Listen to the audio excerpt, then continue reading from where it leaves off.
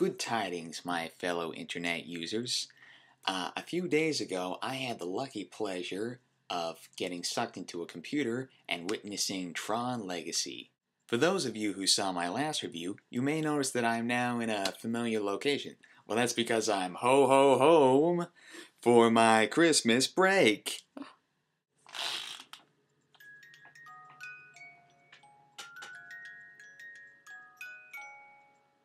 Okay, that's about enough of that. Same goes for you. You distract too many people. Now, on to the review. For those of you who don't know, Tron Legacy is a sequel to the original 1982 movie, Tron. That's right, they waited over 28 years to make a sequel. Was it a good decision for them to take their time? Let's find out. Now, the film stars Jeff Bridges reprising his role from the original as Kevin Flynn, the creator of the virtual world known as Tron. Interestingly enough, he also plays the program Clue, whom he created in the image of his younger self. The film's central character, however, is Kevin's son, Sam, who's played by Garrett Hedlund. The basic plot of the film is that Kevin, Bridges' character, has been missing for over 20 years. He just mysteriously disappeared. His son, Sam, gets this page that leads him to his father's old arcade. His dad was a game designer.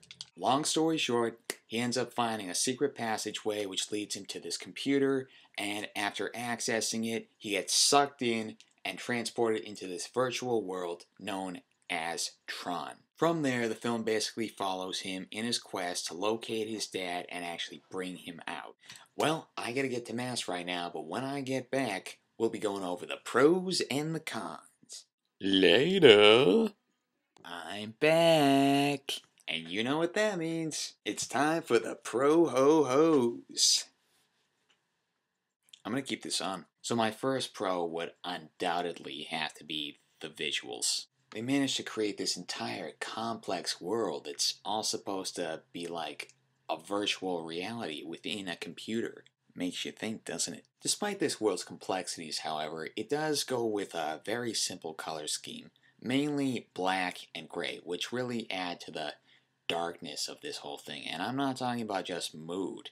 This world is very dark looking. It should be noted that there is actually very little visible sunlight in this entire movie, and yet everything shows up so clearly. The other two main colors are basically white with kind of a bluish tinge and an orange. These are basically like lights that run along the suits that the characters are made to wear while they're in this world. Basically, the bluish white is made to represent those who are good, whereas the orange is for those who are evil, supposedly. Another notable visual aspect of the film is that for the character Clue, who was created in the image of Jeff Bridges' character, they literally shaved like over 20 years off of Jeff Bridges' features and made him look like he did back in the time of the original. Some say he looks kind of cartoony. Need I remind them that we're talking about a program in a digital world?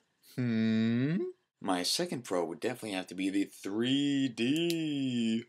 Woo! That's right, I saw this in IMAX 3D. Let me tell you, I just think that it was done perfectly in this film. It just adds so much depth and detail to the world. We can see everything so clearly, and it just pops out, but not in the cheesy way. No. This truly adds to the experience. Interestingly enough, the movie was not 100% in 3D. The scenes that took place in the real world were actually in 2D, whereas all of the scenes that are set in the world of Tron were in 3D. It just works so well to visually separate that world from our world. And that's not even including all the action scenes like disc fights and light cycles, which are like digital motorcycles, self-generating jets that basically materialize right from the characters' suits, or the programs at least. There's just too much to cover. So if you're planning on seeing this movie, I highly recommend that you see it in 3D.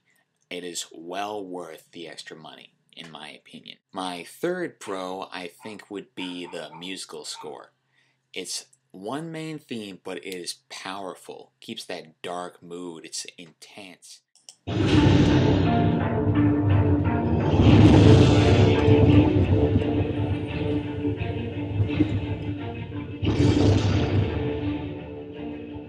I can't say much more about it. Some might call it a little repetitive, but it varies as it goes throughout. It's not the only score in the film, and it does remain very exciting. And for my final pro, number 4, that would be the performances. Let me say, Jeff Bridges is the man. He can definitely pull off playing 2 separate roles, 2 different characters, opposite sides, like hero and villain. It's like a split personality thing because they're 2 complete opposites. Clue ends up becoming this corrupted virus who takes over this whole world. Kevin Flynn, Bridges' actual self, basically goes into seclusion, hiding from all of this. Self-exile sucks. Then there's the actor who carries the film, Garrett Hedlund, playing Sam Flynn, Bridges' character's son. Overall, I'd say he gives a very strong performance. It's very solid. I mean, he is a little stiff early on, but that's mainly in the world of Tron. I mean, why wouldn't he be? This is all completely new to him. He's not used to this place. Of course he's going to be anxious and stuff. And gradually, the more time he spends there, the more comfortable he gets. And even though he's basically sucked into this whole new, unfamiliar world, he pretty much knows what it is because his dad designed the whole thing. There's also another minor character who I really liked. Zeus, he's a program within the world played by Michael Sheen. He is quite a character. His scenes stand out a lot, and he shows an awful lot of emotion for a program. So, I think that wraps it up for the pro-ho-hos. Well, I gotta go to dinner right now, but after I come back, we'll get to our next section, and that would be the cons. After dinner? Okay, I'm back again, and that means you know what time it is. Con time. First, I would say that the storyline is a little generic. Blah, blah, blah, blah, blah. Of course, it has some generic plot traits, but these days, what movie doesn't? What doesn't borrow stuff from something else? This, to me, is not a con. It could be to some people. I still feel this does bring originality because of the spin that it puts on things, the world that all of this takes place in. Does that really sound like much of a con? Okay, now that my little rant there is over, my second con. I don't have one. Can this be? Yeah, I'm serious. Oh, sure, I've heard people come up with their own cons. I mean, people complain about the performances. What is so wrong about them? Jeff Bridges managed to play 2 different characters. I covered the whole plot thing, so I'm not going to get into that again. One of my friends said there weren't enough light cycles. Those things were pretty awesome. So, my advice is to just not concern yourselves with the haters out there. I mean, don't let them affect your decision on whether to see this. It's your choice. If you want to see it, do it.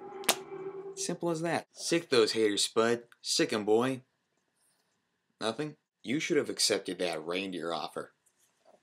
Now off you go. Okay, I've had enough fun for now. So with that, I highly recommend this movie. Now keep in mind, I did not see the 1982 original film. This movie is rated PG, so it's nothing too intense. You can take your kids along, that'll be fine. And it also clocks in at approximately 2 hours and 7 minutes. Yeah, so make sure to use the restroom ahead of time. I nearly missed the opening, but I didn't. And so I give this film my highest score yet, a 9.5 out of 10. Epic. It's actually Christmas Eve night as I'm recording this right now, so this will be up sometime in the week after Christmas, so think of this as my late Christmas present to all of you. So for my last moment of randomness, this is my sister Jessica. We're all here to wish you happy holidays. Bye. And a happy new year. Peace.